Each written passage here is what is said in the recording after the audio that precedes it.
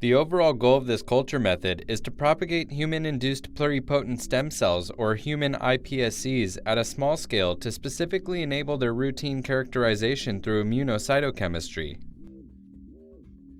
This protocol from our laboratory presents a scaled-down technique to transition human-induced pluripotent stem cells from underlying feeder layers to a substrate which is more suitable for antigen detection using specific pluripotency antibodies. The main advantage of this technique is that it provides a time and cost-effective means of growing pluripotent cells in small chamber slides or on cover slips, which are ideal for immunocytochemistry.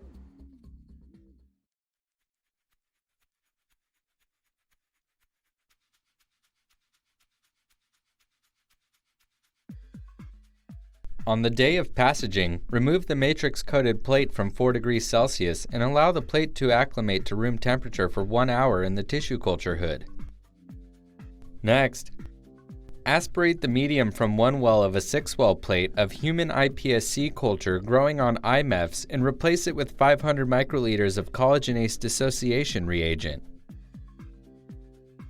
Subsequently, incubate the cells at 37 degrees Celsius for 10 to 30 minutes until the edges of the iPSC colonies appear to lift slightly, as observed under the microscope. Then carefully aspirate the dissociation reagent and wash the cells gently 2 times with PBS. Since the dissociation profile of each specific iPSC line may differ, it's important to monitor the detachment of colonies under a microscope to determine the optimal period of incubation required with the dissociation reagent.